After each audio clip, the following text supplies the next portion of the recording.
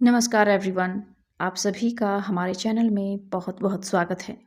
आज की कहानी है ध्रुवतारे की कथा। राजा उतानपाद ब्रह्मा जी के मानस पुत्र स्वयंभू मनु के पुत्र थे। उनकी सनीति एवं सैरुचि नाम की दो पत्नियां थीं। उन्हें सुनीति से ध्रुव एवं सुरुचि से उत्तम नामक पुत्र प्राप्त हुए। वे दोनों राजकुमारों को समान प्रेम करते थे। यद्यपि सुनीति ध्रुव के साथ साथ उत्तम को भी अपना पुत्र मानती थी, लेकिन रानी सुरुचि सुनीति और ध्रुव से बहुत ही ईर्ष्या और घृणा करती थी। वह सदा उन्हें नीचा दिखाने के अवसर ढूंढा करती। एक बार राजा उतानपाद उत्तम को गोद में लिए प्यार कर रहे थे। तभी ध्रुव भी वहां आ गया। उत्तम को पिता की गोद में बैठा देखकर वह भी उनकी गोद में जा बैठा। यह बात सुरुचि को नहीं जची। उसने ध्रुव को पिता की गोद से नीचे खींचकर कटु वचन सुनाए। ध्रुव रोते हुए माता सुनीति के पास गया और सब कुछ बता दिया। वह उसे समझाते हुए बोली, वात्स, भले ही कोई तुम्हारा अपमान करे, किंतु तुम अपने मन में दूसरों के लिए अमंगल की इच्छा कभी मत करना।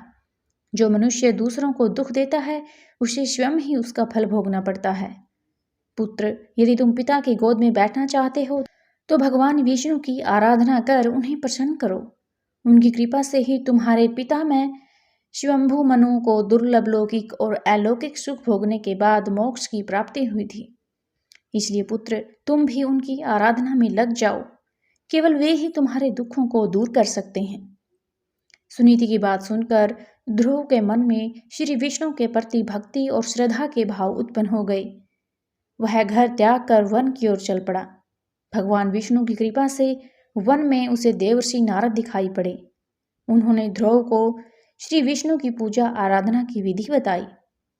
ध्रुव ने यमुना के जल में स्नान किया और निराहार रहकर एकाग्र मन से श्री विष्णु की आराधना करने लगा। 5 महीने बीतने के बाद वह पैर के एक अंगूठे पर शिथिर होकर तपस्या करने लगा। धीरे धीरे उसका तेज बढ़ता गया। उसके तप से तीनों लोक कंपायमान हो उठे। जब उसके अंगूठे के भार से पृथ्वी दबने लगी तब भगवान विष्णु भक्त ध्रुव के समक्ष प्रकट हुए और उसकी इच्छा पूछी।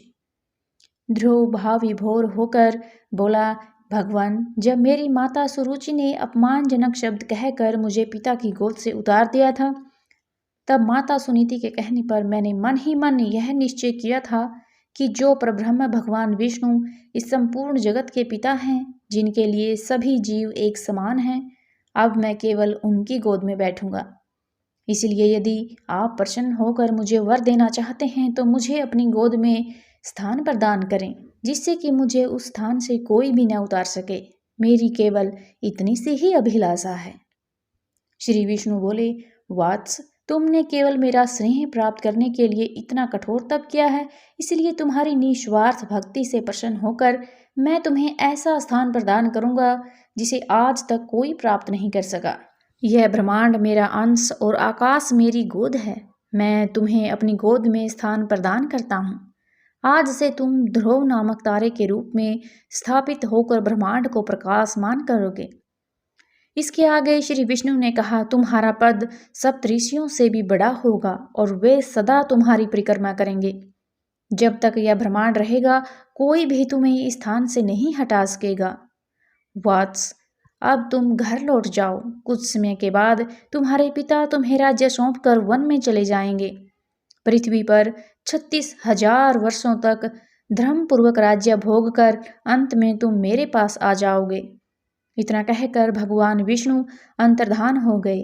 इस प्रकार अपनी भक्ति से भगवान विष्णु को प्रसन्न कर बालक ध्रुव संसार में अमर हो गया।